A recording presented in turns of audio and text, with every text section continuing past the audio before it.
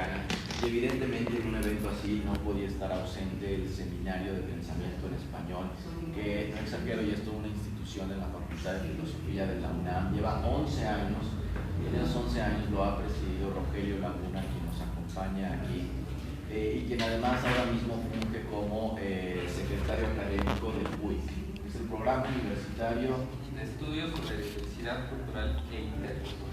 Exactamente. Pues bueno, aquí nos acompañan también miembros del seminario para compartirnos un poco esta labor que ya excede de la década.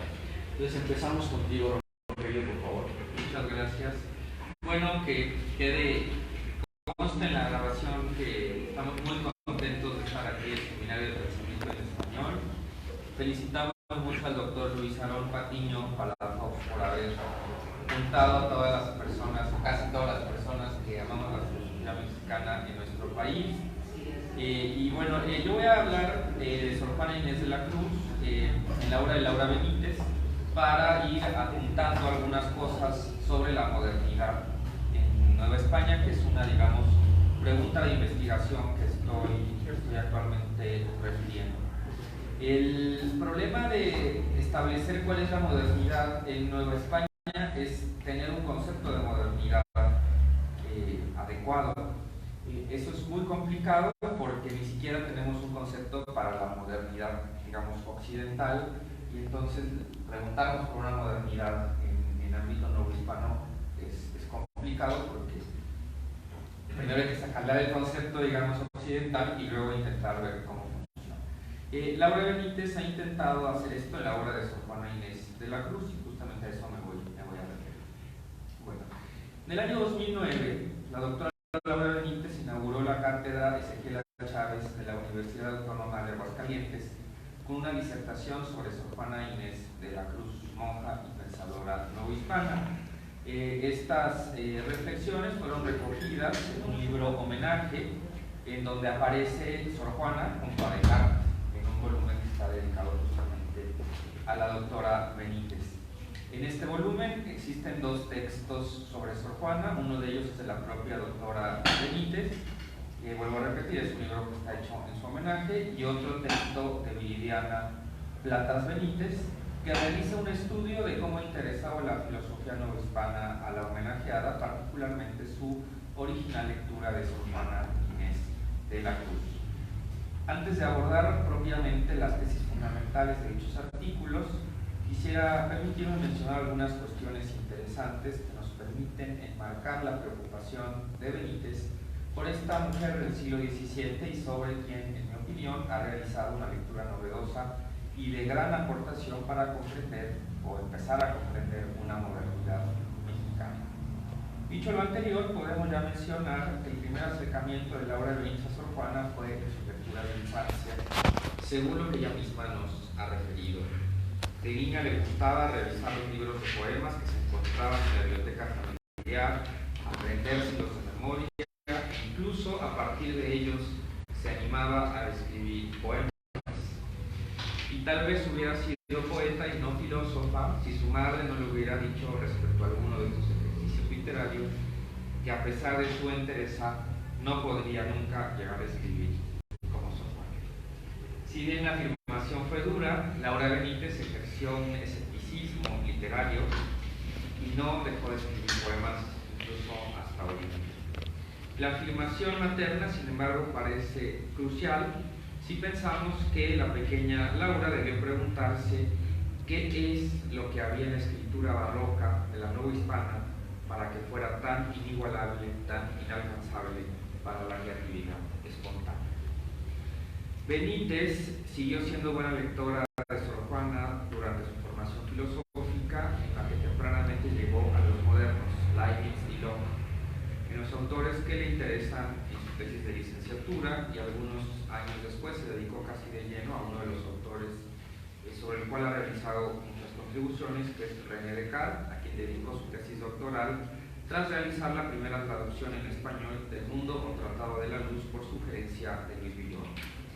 No debe pasar desapercibido, sin embargo, que justo dentro de los autores modernos, Benítez dedica su tesis de maestría al novohispano Carlos de Sigüenza y Góngora, estableciendo las bases para la comprensión de una modernidad hispanoamericana, nacida en el esplendor del barroco con sus propias características y capaz de dialogar sin ninguna deuda con la modernidad de otras latitudes.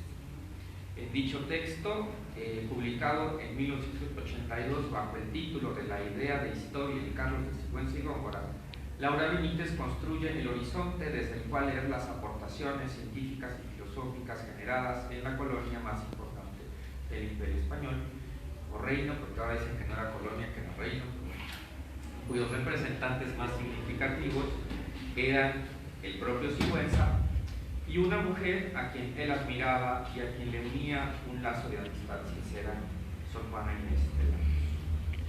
Pasaron todavía algunos años para que Benítez se dedicara particularmente al estudio de la llamada décima musa, y fue justamente en 1991 cuando, a petición de Sarah Houghton, escribió un texto dedicado a las ideas filosóficas de Sor Juana Inés que presentaría en la Universidad de Cambridge.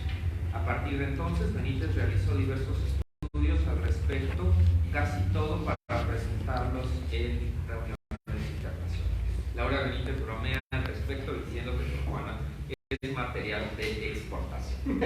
¿No? Entonces, bueno, ¿qué escribió Laura? Artículos, ponencias en diversos idiomas que serían presentados en la British Society for the History of Philosophy en Groningen, en Holanda, así como para la revisión académica de mujeres en la filosofía de mujeres mexicanas impulsadas en distintos foros.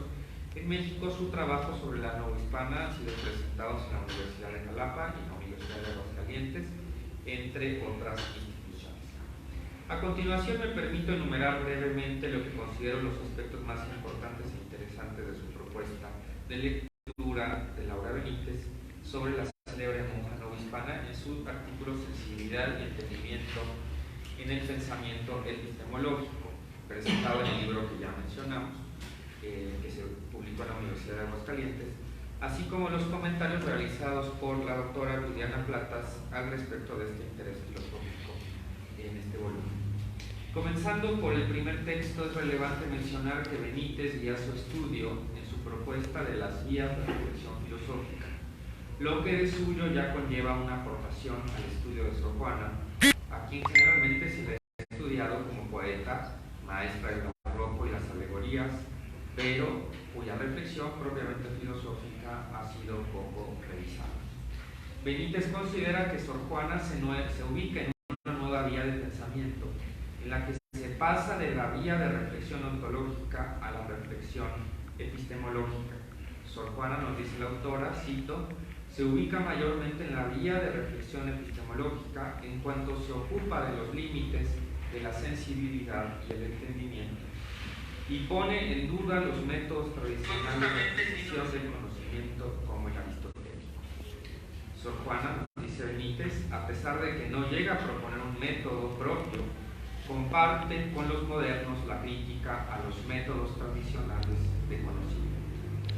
Sabemos, como la propia Benítez ha mencionado en otros trabajos, que la décima musa conocía a través de Carlos de Sigüenza los trabajos de Descartes. Sin embargo, su pensamiento parece ubicarse, está impulsado por el hermetismo y el neoplatonismo. Esto no significa que Sor Juana se apoye en nociones oscuras o en nociones metafísicas, pues una metafísica tan robusta como la que critica desde su propuesta epistemológica.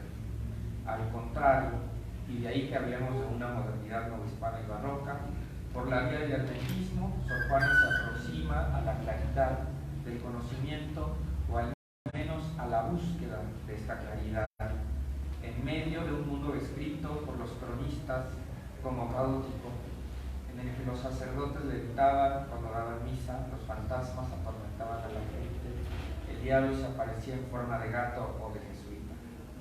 En medio de un mundo con un imaginario tan rico y lleno de fantasía, nos dice Benítez, sorprende que Sor Juana haya usado la poesía, un logos creativo, para preguntarse por el conocimiento.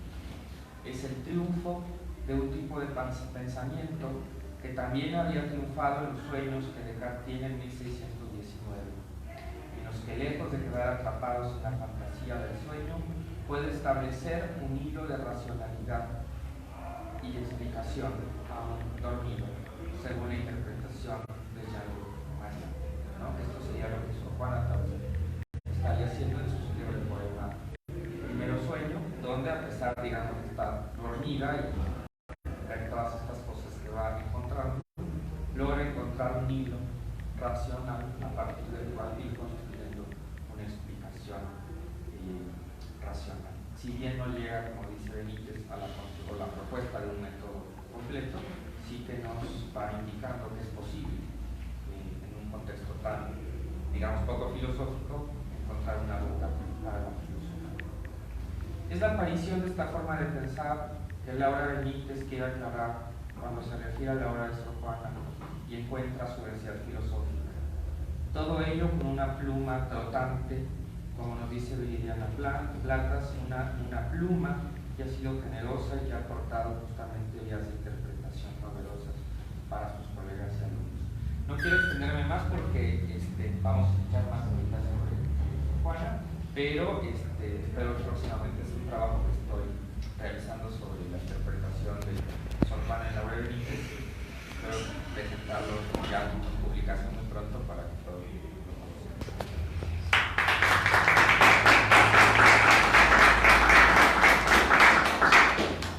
Gracias, Rogelio. Al final va a haber tiempo para preguntas. Voy por café. Continuamos esta mesa con la participación de Belinda Ortiz, que se titula precisamente Reflexiones sobre Sor Juana Inés de la Cruz. Muchas gracias por la invitación. Estoy muy contenta de estar aquí con ustedes. En realidad, este es un artículo sobre Sor Juana Inés de la Cruz, en donde se puede ver, un poco ya nos dio aquí la introducción, Rogelio, estos tintes filosóficos que dentro de la literatura, para muchos literatos, siempre se ha analizado así, ¿no? La prosa, el poema y todo. Entonces, podemos ver ahora nosotros una perspectiva filosófica. Les doy brevemente el resumen del artículo. La filosofía en Sor Juana Inés de la Cruz puede ser vista con la luz, conforme su poesía y prosa que confluyen en un diálogo abierto sobre cuestiones fundamentales como el modo de conocer y la moral. Aunque no se puede hablar de un sistema filosófico, sí podemos ver críticas sin duda que guían su pensar en pro de un saber. Este artículo, la primera parte, habla un poco de la formación, que ya nos decía, nos comentaba un poco Rogelio, y después lo que me interesaría centrarme es la reflexión filosófica. Y para la reflexión filosófica hago un análisis primero de los elementos críticos que podemos encontrar en algunos versos, 2 del poema El Primero Sueño, 3 de los sonetos filosóficos, 4 de algunos romances y 5 de las cartas. Por la extensión del tiempo no podemos revisar todo, entonces elegí, a reserva de lo que ustedes me indiquen, los elementos críticos, los sonetos, los romances y las cartas, y dejaríamos fuera el texto que a lo mejor la mayoría conocemos, que es El Primer Sueño y que se ha analizado, o en su lugar nada más analizaríamos El Primer Sueño. Entonces creo que si la mayoría somos de filosofía, a lo mejor hemos trabajado esta parte, entonces podríamos ya dejar de lado El Primer Sueño y ver los otros elementos que hablan un poco más de la filosofía y esta mezcla de poética y prosa. ¿Sí les parece bien? ¿Sí? Ok. Bueno. El objetivo de este trabajo es indagar sobre las propuestas filosóficas en la autora, al sostener que la filosofía no limita un modo único de presentación dialógico, con demostraciones lógicas, sino que su carácter argumentativo puede hallarse en la poesía, tal como lo hicieron filósofos antiguos. Se abre un espacio distinto para el análisis de los problemas. Poesía y prosa se conjugan para tratar la moral y el conocimiento como una vía de estudio que tiene lugar en un periodo único en la filosofía barroca. Si bien Sor Juana puede ser, Si bien Sor Juana puede ser ubicada en la modernidad filosófica a partir de la lectura de Laura Benítez, en la medida que critica la tradición imperante y realiza un análisis epistemológico, sus textos distan mucho de los modernos clásicos, pero como veremos, en ellos se puede llevar a cabo una defensa de la filosofía en cuanto al uso de la racionalidad y el carácter crítico. Y podemos ver esto en Reflexiones filosóficas de la XIX. La constante búsqueda por el saber y la cuidadosa lectura de los libros que defendió el derecho a discrepar, a cuestionar, a interpretar de otro modo lo que las autoridades definían como establecido. Y ello se plasmó en sus escritos de carácter filosófico. Tal vez el más conocido sea el poema El Primero Sueño, que tiene por objeto el conocimiento y sus límites, pero también existen 8 sonetos que son reconocidos por su beta moral, 3 romances que se muestran críticos ante el saber, las opiniones ante el significado del amor, de la doble moral, 2 cartas que nos muestran el análisis lógico, la moral y la importancia de la reflexión, mismas que son tratadas más adelante. Veamos brevemente extractos de cada uno de estos puntos, así como otros elementos que marcan una defensa de la filosofía dentro del marco literario. Elementos críticos. Verso a Payógenes. De 1674 a 1680, este prelado gobernó la Nueva España. Entre sus muchas actividades fundó el recogimiento de las malas mujeres, una cárcel sombría que habría que afectar a toda la comunidad en el trato a las mujeres como un problema moral. Sor Juana Inés mantiene una estrecha relación con él que durará mucho antes de la cárcel. En su verso que pide sacramento de confirmación al padre Payo, se observa su cercanía y la alegría. Sin embargo, para autores como Fernando Benítez, hay algo de burla en ellos que se muestra en una posible crítica. El verso incluye palabras poco usuales para referirse a su persona, como mío, que para esta época, nos dicen los barrocos, mío se usaba para el gato. Chistes y efusividades que denotan una proximidad impropia para un religioso de su vida. Cito: Ilustrísimo don Payo, amado mío, advertid, Señor, que es de posesión el genitivo, que aunque ser tan propietaria nos parezca muy bien visto, si no lo tenéis a bien, de mí está muy bien tenido. Mío os llamo, tan sin riesgo, que al eco de repetirlo, tengo yo de los ratones el convento limpio. Entonces, aquí subrayo el mío os llamo, o sea, lo está poniendo como el gato, lo que ya hacía referencia a Rogelio, y entonces tiene el convento limpio de ratones, ¿no? Y si ella lo viera aparecer en San Jerónimo, en este mismo sacramento, y si yo os viera, Padre Santo, tener, sí, y si yo os viera, Padre Santo, tener sacro Cristo del universal rebaño, el soberano dominio. Diera saltos de contento, aunque este es un regocijo de maromero que ha hecho, señal de placer los brinco.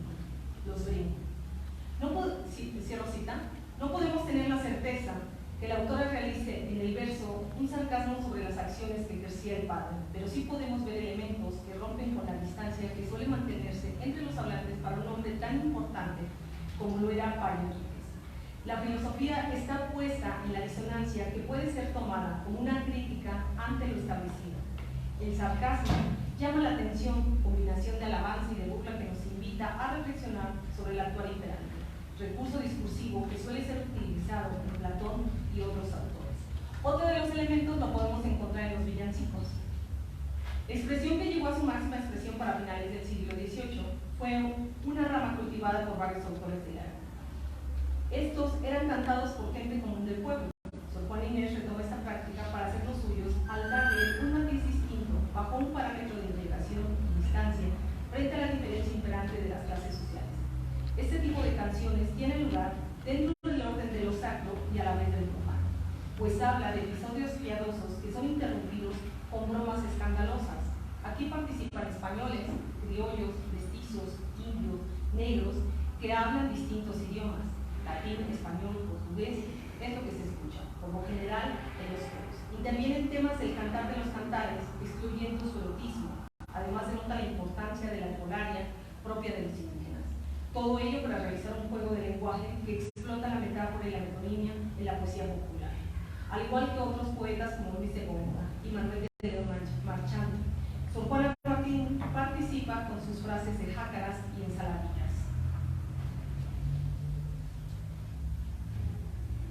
Cito: cuando el niño está llorando, tase, tase, amicus meus. ¿Para qué quiero yo tazas cuando Dios hace puchero? Este tipo de composiciones traspasa las composiciones navideñas para darle un matiz distinto, en donde si bien el eje central es religioso, está marcado por una práctica incluyente, en donde las voces de los distintos pueblos se escuchan a través de las letras. La filosofía reconoce y denuncia las diferencias experiencias como parte de su labor crítica y reflexiva.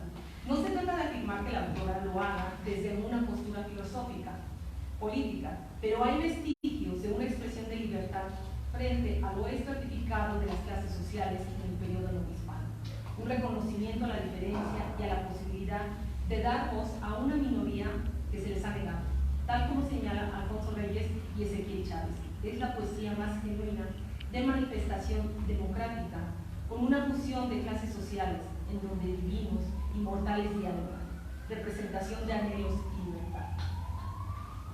Entonces nos saltamos esta parte que hace el análisis del segundo sueño y veamos algunos sonetos filosóficos morales.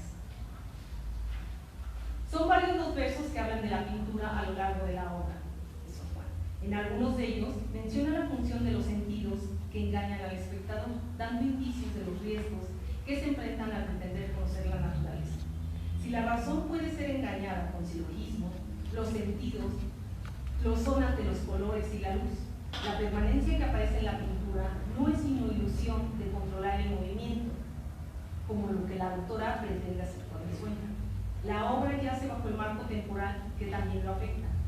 Dice Sor Juana Inés que la pintura es sombra, lo que alude a hacer una copia de la realidad en un continuo cambio, lo que nos recuerda a Platón sobre las ideas y la mimesis. Mas la autora no menciona a qué distancia está el ser. Cito: este que ves, engaño colorido, que del arte ostentado en los primores, con falsos silogismos de colores, es cauteloso engaño del sentido. Cierro cita. En otros sonetos se observa el interés de la pensadora por la investigación, por la reflexión, que lejos de preocuparse por cultivar el cuerpo, se ocupa de cultivar el alma. Definido como bello aquello que se acerca al saber, la belleza no puede estar determinada por los atributos sensibles que nos impactan, sino por el pensamiento, en el discurrir de las cosas naturales, lo que nos recuerda nuevamente a la belleza no puede estar determinada por los atributos sensibles que nos impactan, sino en el pensamiento, en el discurrir de las cosas naturales, lo que nos recuerda nuevamente a Platón y a su idea de lo bello y bueno. Cito: ¿qué interesas? ¿En qué te ofendo cuando solo intento poner bellezas en mi entendimiento y no en mi entendimiento bellezas? Cierto. En varios versos encontramos la idea de la libertad humana, pero en el siguiente soneto se invita a la mujer a gozar de su juventud, de los placeres mundanos que están a su alcance. Lejos de la moral imperante del siglo XVII, que invita a la castidad, al sometimiento y al espacio privado, es el diálogo entre mujeres que apuesta por el placer del cuerpo, por la vivencia del presente y lo absurdo del pecado. Nos recuerda el carácter finito de la existencia y la gloria de morir joven. Miró Celia una rosa que en el prado ostentaba feliz la pompa vana, con afeites de carmín y grana bañaba alegre el rostro delicado, y dijo: goza, pues no podría la muerte mañana quitarte lo que hubieses gozado. Claramente este verso nos recuerda de Luis de Góngora, donde está hablando de, probablemente ustedes lo conocen, que se nos pasa las Pascuas, ¿no?, de las mozas. Es decir, la autora conocía a los grandes de España, ¿no?, como era Luis de Góngora. Veamos algunos romances. En uno de sus versos, la autora señalaba el abuso que se hace de la retórica, uso común del lenguaje, para demostrar bajo un juego de palabras la posesión de la verdad. La posesión de la verdad. En las opiniones hay contradicciones, cada uno pretende encontrar un fundamento con razones que derivan en un escepticismo, al no haber jerarquías entre ellas. Cito: todo el mundo es de opiniones, de pareceres tan varios, que de lo que uno es negro, el otro prueba que es blanco. Todos son iguales jueces, y siendo iguales y varios, no hay quien pueda decidir cuál es lo más acertado. Cierro cita. Reconoce la palabra los riesgos que existen al dar opiniones infundadas. El lenguaje nos lleva por caminos que nos acercan a la verdad de las cosas, o bien nos pueden engañar. Las facultades son instrumentos, pero es la voluntad la que decide el papel positivo o negativo al tomar en un diálogo. Cito: el discurso es un acero que sirve por ambos campos, de dar muerte por la punta, por el pomo del escuadro.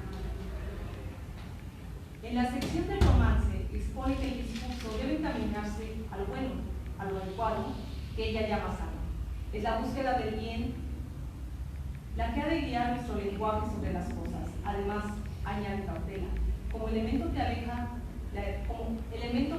especulación, interpretación que para Laura Benítez cobra tintes del método diario. Se busca fundamentos sólidos con ayuda de la voluntad que tiene como finalidad lo bueno. Sí, no es saber, saber hacer. Discursos sutiles vanos, que el saber consiste solo en elegir lo más sano. ¿Cierto? Sí.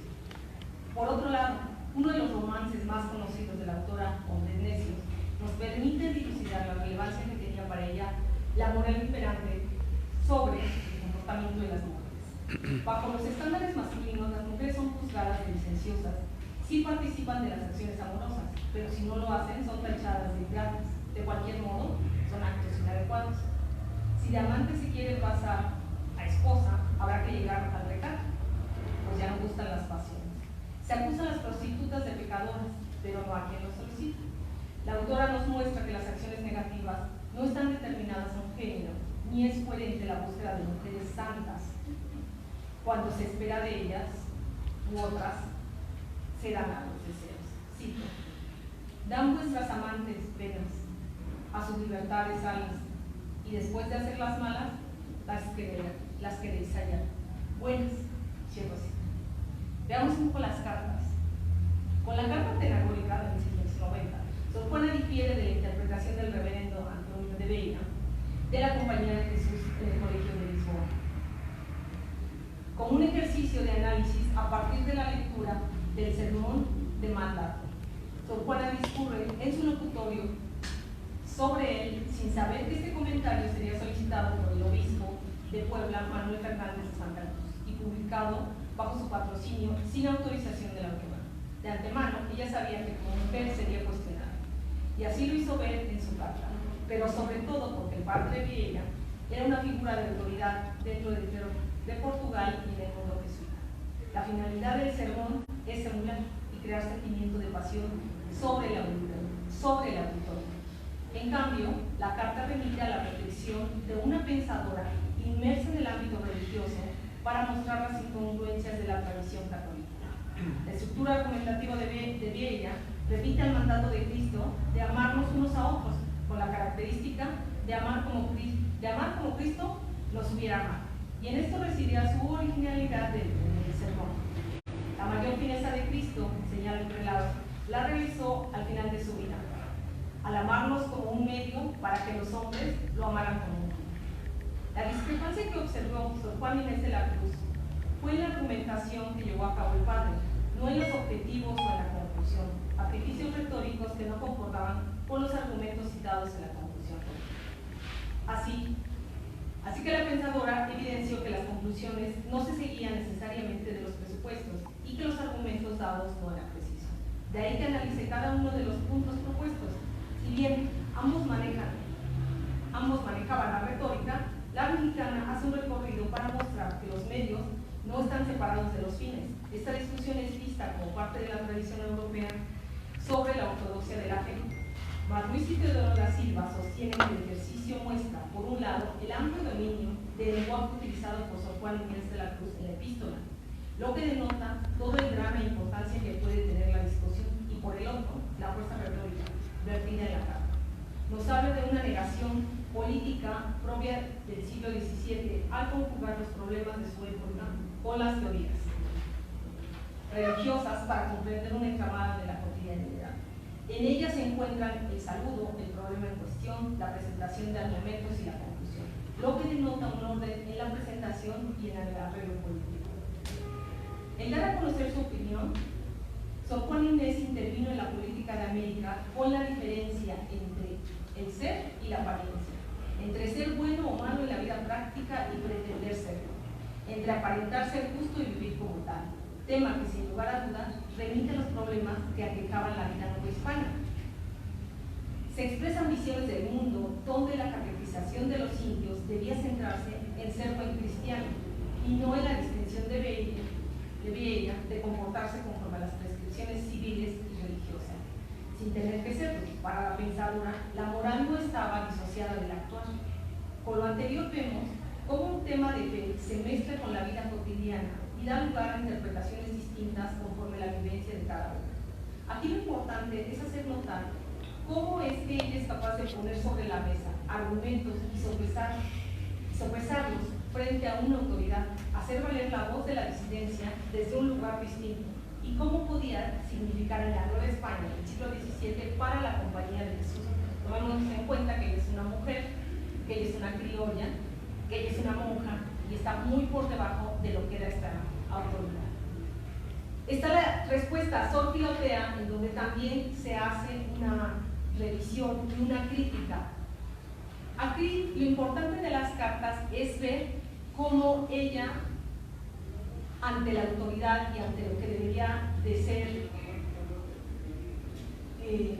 mantener la cabeza baja de lo que se decía que era el ejercicio monástico, ella se da la libertad de criticar y de analizar no solo los problemas filosóficos, sino los problemas filosóficos en relación con la religión y cómo tiene que ver con la práctica. Eso sería lo más importante, ¿no? Entonces, podemos llegar a la conclusión. La poesía fue el medio de expresión de Sor Juana para dar cobijo a sus ideas y manifestar sus encantos y desencantos en la sociedad es certificada de la Nueva España. Representación sonora que evoca imágenes y retoca los conceptos con tintes pictóricos. Clima original sobre problemas generales, epistémicos, estéticos, éticos y específicos, porque también trabaja la anatomía natural, los problemas sociales, que dan cuenta de su importancia y tratamiento. Representación barroca que cuestiona el mundo vivido, reconstruye la identidad social y analiza la vida.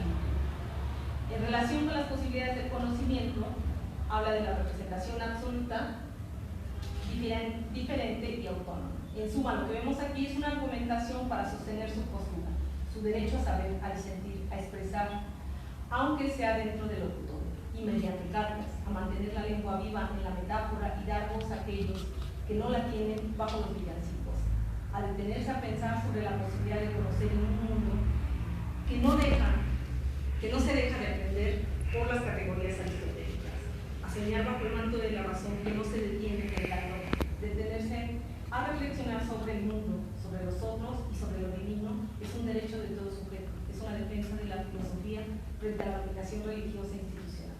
Es una resistencia que cambió la forma de percibir el siglo XVII en la Nueva España. Muchas gracias.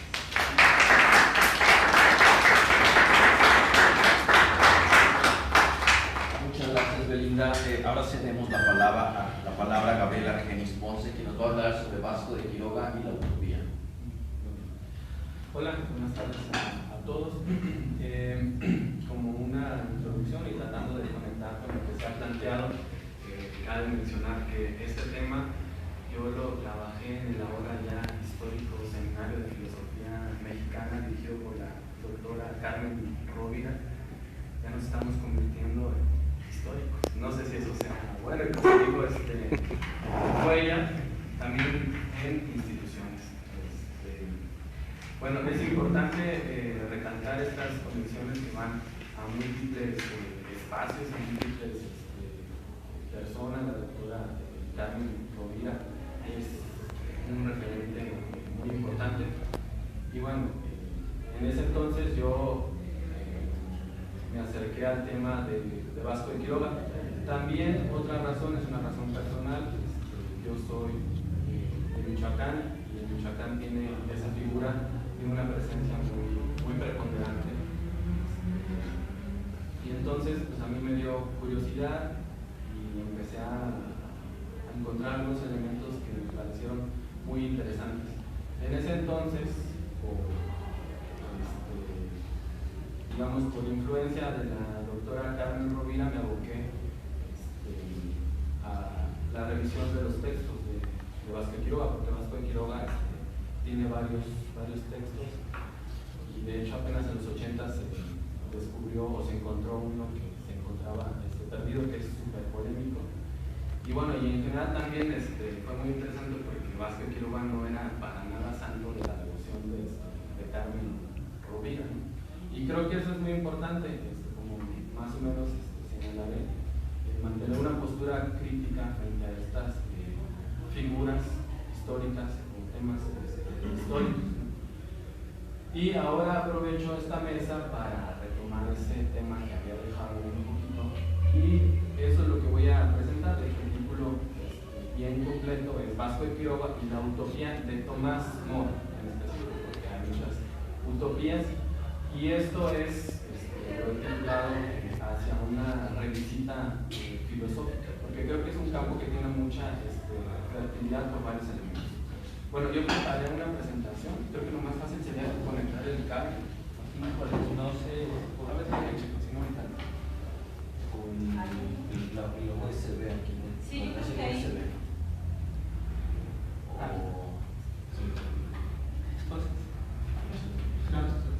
Te cambio el lugar para No.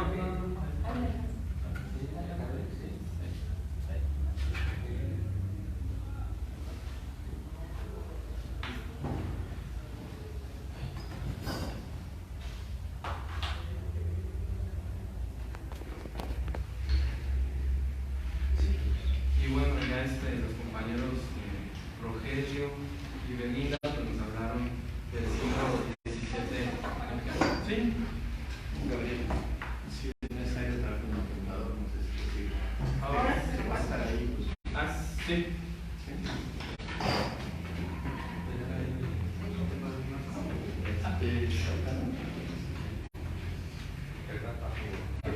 Puede quedar mucha diapositiva.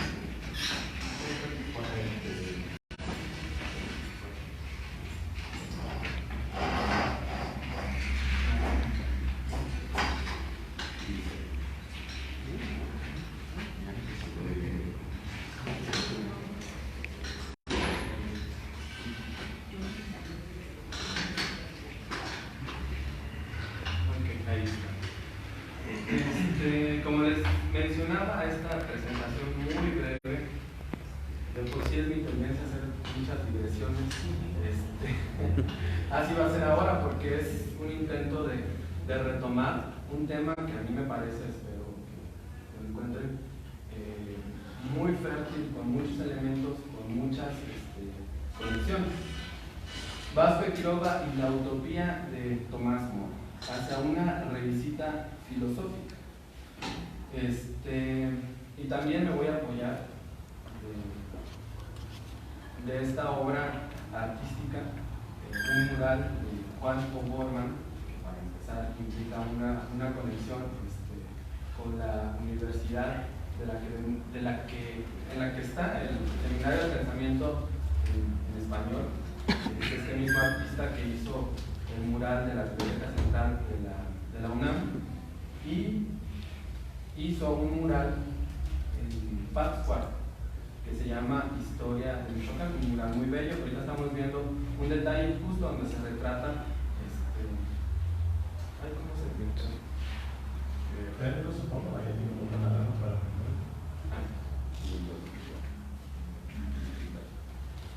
¿O cómo funciona? ya estaba funcionando. Sí. Ahí está el láser y los botones de abajo son para avanzar. Pero sí se nota en la pantalla, porque acá sí que en la pantalla. El apuntador no se ve. Y es que eso era para las. ¿Cuál sale? Para los perlas. Bueno, vas. No se puede con el mouse de la compu. Sí, No aparece. Tampoco. Acá se aparece con el. Porque no tiene, yo creo que está en la otra pantalla, debe tener dos monitores. Lo detecta como dos monitores, entonces desplaza el ratón hacia el monitor de la pantalla. No, O dinos con tu dedo. Sí, ya, sí. Más práctico. Bueno, y además es muy notorio. Bueno, ahí está Vasco de Quiroga, que está vestido de rojo obispo, porque fue el primer obispo de Michoacán, y justo detrás de él está la efigie de Tomás Moro, que ahí está tomado de un retrato hecho por Holbein en vida de Tomás Moro, un retrato muy bello, y que aquí lo está calcando Juan O'Gorman. Vasco de Quiroga está señalando un símbolo, que me parece súper bonito, de la utopía como como fuente, una fuente que tiene unas raíces robustas y que se extienden a diversos ámbitos, y uno de ellos es un libro. Aquí se pueden interpretar varias cosas muy interesantes. Para empezar, puede ser directamente la utopía de Tomás Moro, que fue publicada en 1516, pero también podría ser la República de Platón, porque la inspiración de la utopía de Tomás Moro viene desde la República. Sí. Y eso está muy claro y está explicitado. En general ha sido la inspiración para muchas de estas formulaciones llamadas utopía. Ahí también, bueno, un poquito como muchos elementos. El edificio, a un lado de la fuente aparece un castillo y del otro lado aparece un conjunto que, a mi parecer, igual lo aprovecho, se me figura lo que resta del pueblo hospital fundado por Vázquez Quiroga en Santa Fe, de México. Según las fotos que yo he visto, no lo he visitado, pero lo que ahora se llama Santa Fe de México tiene ese nombre porque Vázquez Quiroga ahí fundó un pueblo hospital que tiene su hermano en Michoacán, se llama Santa Fe de la Laguna, que también tiene un conjunto arquitectónico que era un espacio en común, con una capilla, con espacios en común para la convivencia familiar. En Santa Fe de la Laguna, ya vamos a con la dirección, eso todavía persiste, ahí se mantiene la tradición, la costumbre, que actualmente se le llama de las semaneras, y es que cada semana un grupo de familias del pueblo se encarga de limpiar, y de remozar y de mantener arreglada, incluso llevar flores a la capilla que está dedicada a la Virgen del Rosario, y hacer comidas en común para este grupo de familias y para quien quiera ir del pueblo. Entonces eso se mantiene vivo, junto con otros elementos que coinciden de manera sorprendente con el modelo que está en Tomás Moro. Pasamos a la que sigue. Utopía. Mi definición ahora, así muy sintética, yo diría, ustedes dirán, que es un ideal de vida colectiva. Es algo así en general, así lo llamaría, porque yo creo que no solamente atañe a lo político ni a lo económico, sino también a lo cultural, incluso lo personal. Algo que es muy cuestionado tanto en la República de Platón y que también está en la utopía de Tomás Moro es este extremo de llevar todo a lo común, todo tiene que ser en común, ¿no?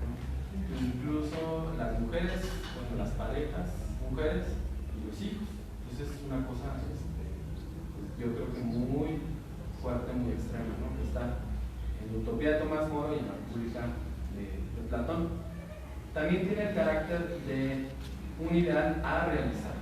O sea, se plantea como algo que se tiene que hacer, no simplemente la formulación de mira, esto es posible, sino hay que hacerlo, ¿no? Y ahí entra ya la conocida etimología de utopía como un lugar que no existe. Se podría agregar que no existe todavía, o sea, se plantea como algo que todavía no existe, pero que podría existir, ¿no? Y que hay que buscar que se dé, ¿no? Y como les mencionaba, hay diferentes, aquí están solamente algunas. La Ciudad del Sol de Tomás Campanella, la Nueva Atlántida de Francis Bacon, y bueno, la utopía de Tomás Moro. Aquí vemos un poquito más a detalle esta representación simbólica de la utopía en el mural de Juan O'Gorman. También, bueno, Vázquez Quiroga trae una red, aquí está un instrumento para hilar, porque a Vázquez Quiroga se le considera como un promotor de los oficios en los poblados, en el obispado de Michoacán. Algunos datos biográficos que eso ya dan para la reflexión filosófica. Es muy interesante cómo, a mí me parece que muy directamente da para preguntarse y cuestionar temas, ¿no? No hay certeza del año exacto cuando nace Vasco de Quiroga, pero es muy importante ese dato, 1470-1478, por varias razones que ahorita vamos a ver. En 1513 es nombrado visitador de la Real Audiencia y Cancillería de Valladolid, y posterior a ese nombramiento hay registros de que estuvo en África, en la ciudad de Orán, actual Argelia, fungiendo como juez de residente. Pide su cambio a la Nueva España y llega acá a finales de 1530. O sea, 1530, cuando tenía 52 años. Llega aquí a la Nueva España con 52 años para ser miembro de la, en específico, oidor de la segunda audiencia, que vino un poco a resolver todos los problemas que causó la primera audiencia. Entonces, él, como aquí muestra un poco que era alguien como, digámoslo coloquialmente, como muy movido, porque parte de este puesto hace viajes a Michoacán, conoce y todo lo demás. Entonces, por este conocimiento y otros elementos, es nombrado el primer obispo de Michoacán. Se crea el obispado de Michoacán, que ahorita no recuerdo exactamente, pero es 1535 o algo así, que se crea el obispado de Michoacán, y él en 1538, sin ser sacerdote, es nombrado obispo. Primero se le da el nombramiento y después ordena. 1538 empieza su labor como obispo, y es donde, en este periodo como obispo, donde hace toda esta labor, donde toma como modelo la utopía de Tomás Moro. 1538, ahí tenía que 60 años. Entonces empieza toda esta labor, y una cosa muy importante es que en 1540, 2 años después, funda el colegio de San Nicolás en Pátzcuaro, que fue el colegio, bueno, después fue trasladado a Morelia, y fue el colegio donde Miguel Hidalgo fue rector y donde se formó Morelos, y es el antecedente de la Universidad Michoacana de San Nicolás Hidalgo. Y fallece en 1565, o sea, muere ya muy grande. Entonces, les digo, en todo este periodo se dedica a fundar pueblos que, digamos, a fundar diferentes pueblos tratando de seguir el modelo de Tomás Moro. Datos de Tomás Moro, la fecha también es importante porque son contemporáneos, y como se ve aquí, la utopía es publicada en 1516. Entonces Vasco de Quiroga está leyendo y siguiendo las ideas de un contemporáneo. Eso a mí me parece muy interesante. Y ya simplemente, ya para terminar, algunos elementos iniciales acerca de estas coincidencias. Primero empiezo remarcando lo que ya, bueno, algo distinto a lo que normalmente es el seguir el modelo de convivencia, el modelo ideal, diría yo, de convivencia, sino también la perspectiva. En la utopía de Tomás Moro hay una fuerte crítica a la situación de la Inglaterra de entonces.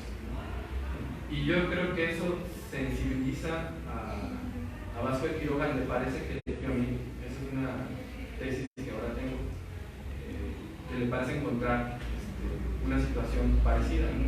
Entonces Tomás Moro dice, la paz no era en absoluto más firme, las costumbres patrias estaban corrompidas por la guerra, arraigada la pasión por el robo, la osadía corroborada con asesinatos, las leyes en descrédito, todo ello porque el rey, disperso en la administración de 2 reinos, resultaba menos capaz de atender al uno u otro de ellos. Esto, acerca de Enrique VIII, tendría que ver con la religión, con los terrenos, pero aquí no aplica a Carlos V, ¿no? Pues, tiene varios reinos.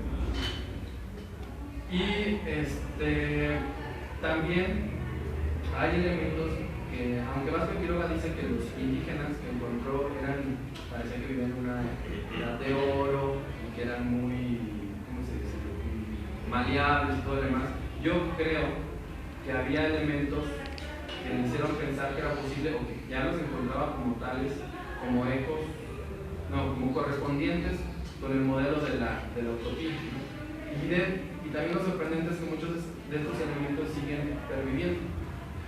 Aquí está un ejemplo, dice Tomás Moro en el libro segundo de la utopía: tienen en gran estima estas huertas, en ellas tienen viñas, frutos, hierbas, flores, con tanto primor y cuidado que no he visto nada más fructuoso, nada más elegante.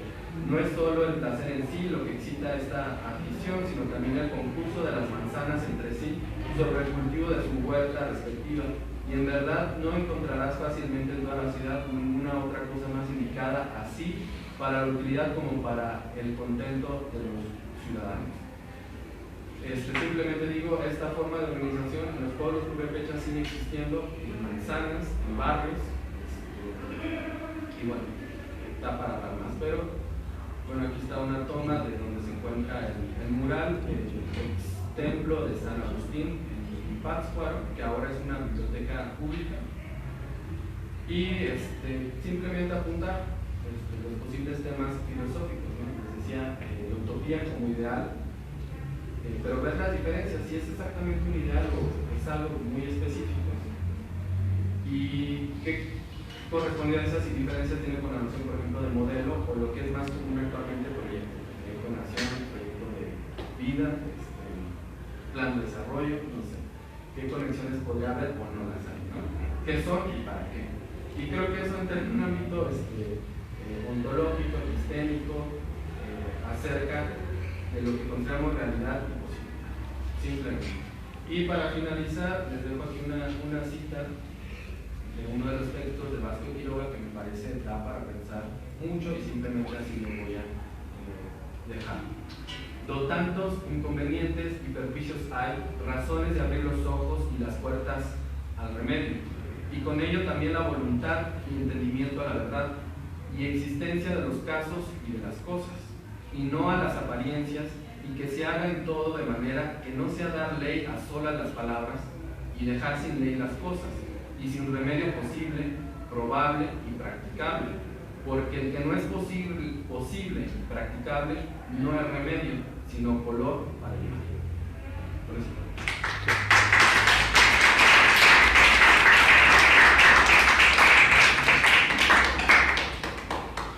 Muchas gracias, Gabriel. Vamos a continuar esta mesa. Tenemos dos ponentes más. Si gustan acercarse aquí a la mesa, Osmar Serrano y Marco Antonio Martínez.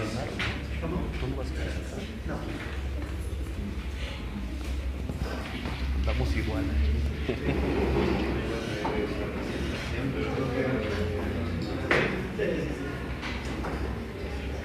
¿Lo detienes tantito? Voy para... Gracias. Comenzamos si quieres con todo para...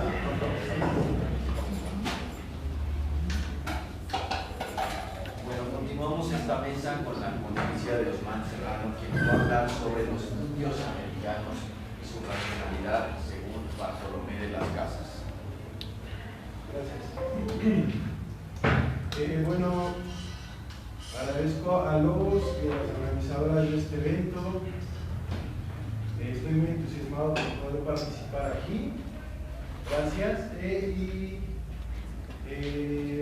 Mi ponencia va a girar en torno a ciertos elementos de un texto que se llama La brevísima relación de la destrucción de las Indias, que fue redactado por Bartolomé de las Casas y que funcionó por mucho tiempo como un texto clave para entender lo que había sucedido de este lado del Océano Atlántico, es decir, en las Indias, o como incluso él mismo lo denominaba, o incluso la corona de las Indias occidentales.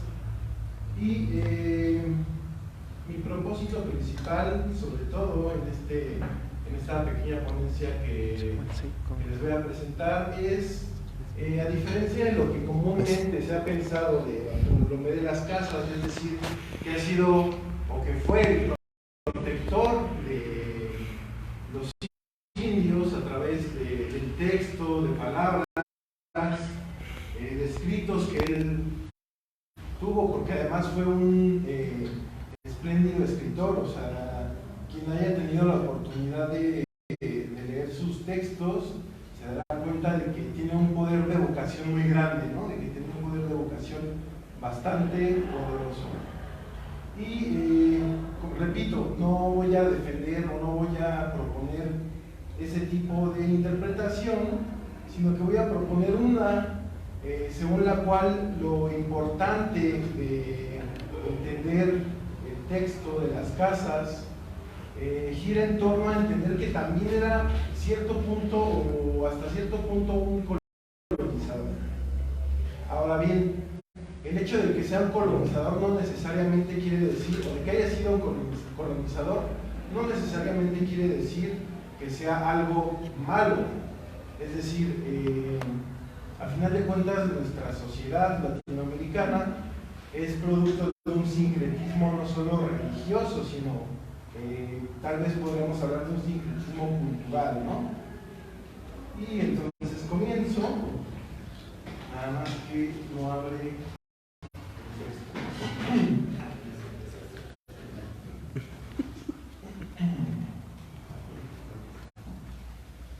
¿Me internet aquí, verdad?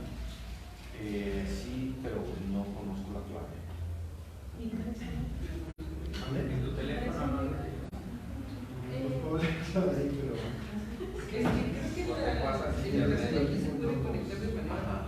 Sí. Ah, prueba, sí, creo que la red es pública, y está abierta la red de la UNAM.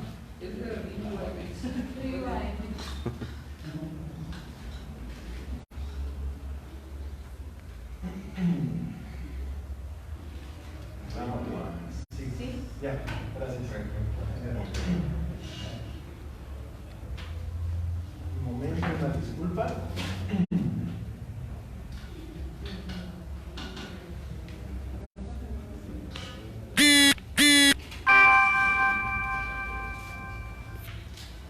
Voy a compartir internet aquí. No, pero es conectado. Le quedan Le 15%. ¿Cuánto tiempo disponemos? De 15 minutos. 15 minutos. Ni siquiera está.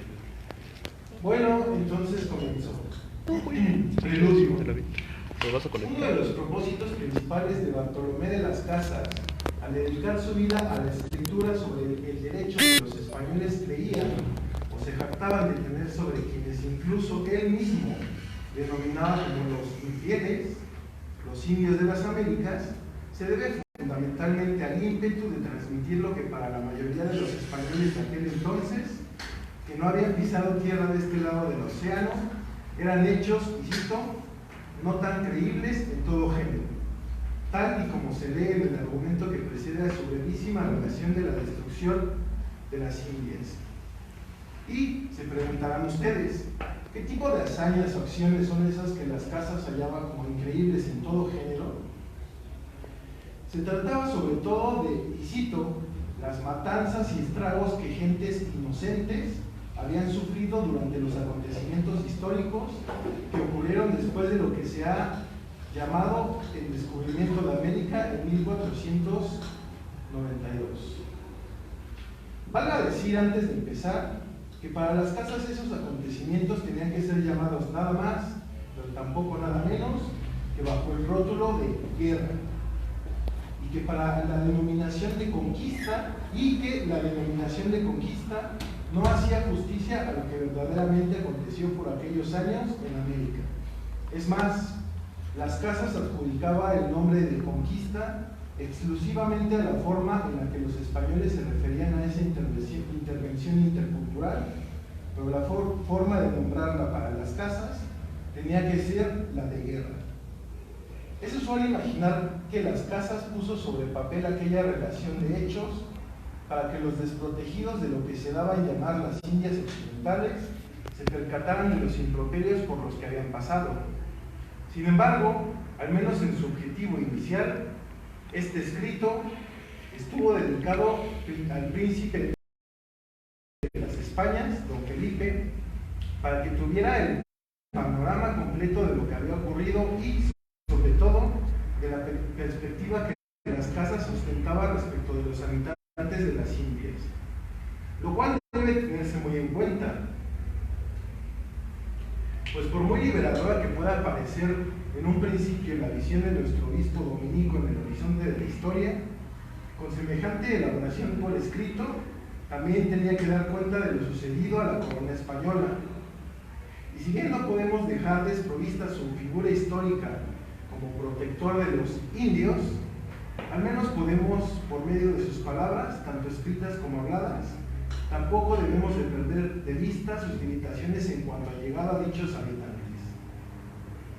Es cierto que la buena intención de las casas resulta ser a leguas ingenua, cuando menos desde nuestro horizonte espacio-temporal, pues consideraba que por la mera circunstancia de tener el rey noticia de las peripecias que acontecían en las Indias, iba este a cobrar conciencia de los improperios y las injusticias de que adolecían los conquistados, e iba, como él mismo afirma, a extirparlos, pues por la, y cito, la innata y natural virtud del rey, así se supone, conviene a saber que la noticia sola del mal de su reino es bastantísima para que lo disipe. Es claro que ello no obstó para que la corona española se detuviera en su cruzada colonizadora, que se caracterizó por proceder con la violencia que se relata en la obra en cuestión. Y si bien no será aquí el lugar para dar cuenta de esas tropelías, pues las casas ya se esforzó lo bastante en esa labor, hay que anotar, no obstante, que, fruto de esa intervención colonizadora, se llega a apreciar un dejo de sincretismo no solo religioso, sino cultural. 1. La guerra injusta del cristianismo. Cuando Bartolomé de las Casas informó al rey de semejantes males, aquel había vivido ya poco más de 50 años de este lado del Atlántico. Con esa experiencia de vida, él consideraba a los indios como gentes, y cito, pacíficas, humildes y mansas. Descripciones como esta no habrían de ser pasadas por alto, pues anida ahí una fuente de sentido que las casas le daba al hecho histórico de la conquista, el cual se basaba, no hay que olvidarlo, en defender que los indios eran gentes que perfectamente podían ser subyugadas bajo la mansedumbre de lo que entonces era el reino de Castilla. Eran personas que, sin que se les tuviera que violentar, afirman, podían ser fidelísimas a los cristianos. Otra característica que las casas alcanzan a vislumbrar para definir a los habitantes de las Américas es que estos eran delicados, que no estaban dispuestos a aguantar grandes esfuerzos en el trabajo y que, y cito, más fácilmente mueren de cualquier enfermedad. Aunado a esta descripción, que raya en poco menos que una visión chata de la realidad de las personas que él llamaba infieles, está otra, que los caracteriza como personajes a quienes no les importa poseer bienes materiales, que, dicho sea de una sola vez, no gozan de soberbia, ambición y codicia.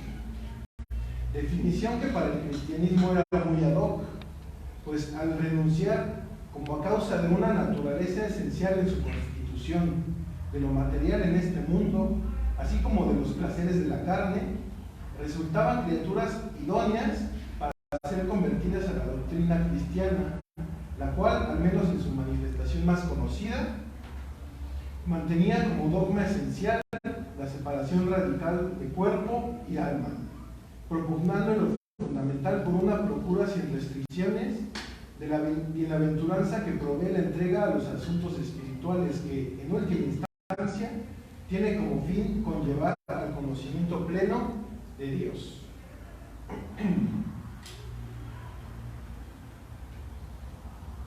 Pues bien, el hecho de que las casas tuvieran como objetivo primordial mostrar la mansedumbre con que estaban constituidas las gentes de las Indias para poder ser adoctrinadas bajo los preceptos del cristianismo y con ello instaurar el reino de Dios en el nuevo mundo, no les llegó lo suficiente, como antes indiqué, para que no pudiera denunciar la crueldad con que aquellas fueron exterminadas.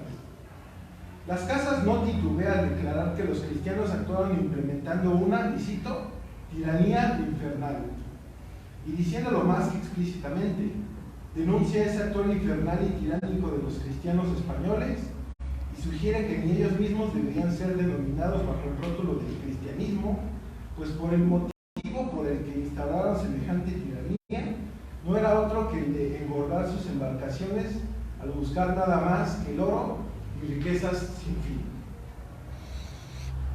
Pero en donde choca realmente la intención de las casas con la de sus congéneres españoles es cuando él mismo relata que en lo que por aquel entonces se denominaba la isla española, que hoy ocupa los territorios de Haití y la República Dominicana, ocurrió que el rey nativo de esa isla, según nuestro dominico, declaraba estar rendido y ser fiel ante el reino de Castilla, a tal grado que fue enviado hacia allá en una embarcación, la cual se hundió en alta mar junto con otros cristianos y un cargamento considerable de oro.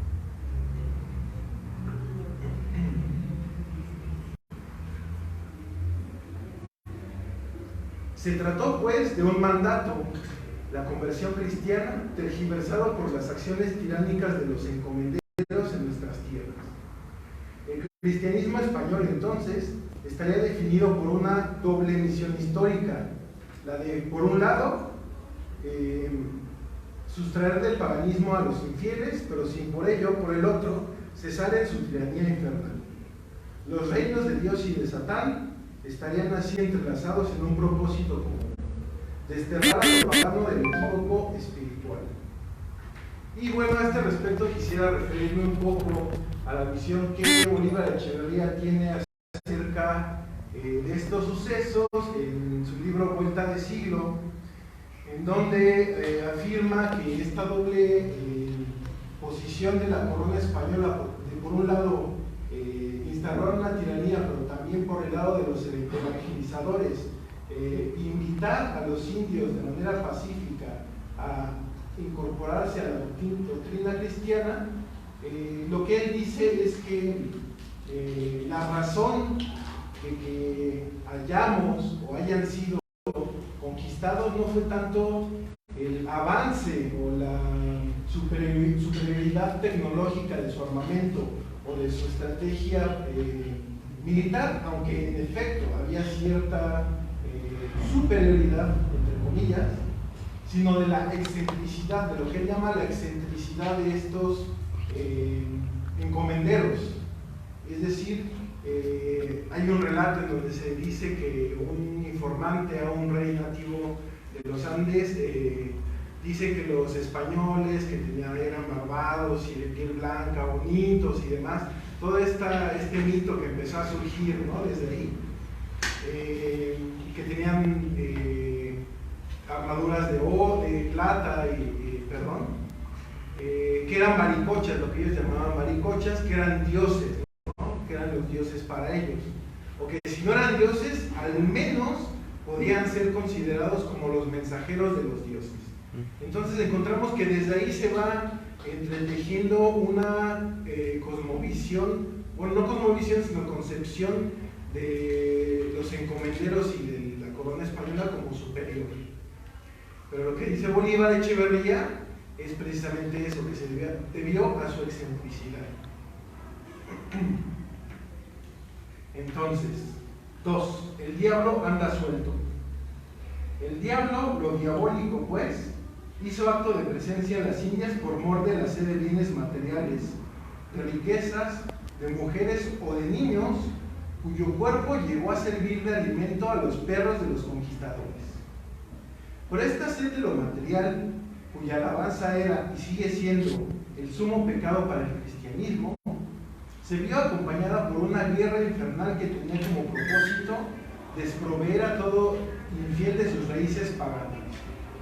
Una muestra de este paganismo es lo que Ginés de Sepúlveda llamó idolatría en una controversia que mantuvo con las casas, la cual, según este cronista de la corona española, era para los cristianos, ¿sí?, era para los cristianos el sacrificio de quienes vivían en estas tierras y que emprendían contra sus congéneres, y que en ocasiones desencadenaba la ingesta del cuerpo del santificado, no importando que se tratara de niños o de mujeres. Esta sería una de las razones, si no es que la principal, que de acuerdo con Sepúlveda, justificaba con pleno derecho las guerras mantenidas de este lado del océano. Esa razón que justificaba este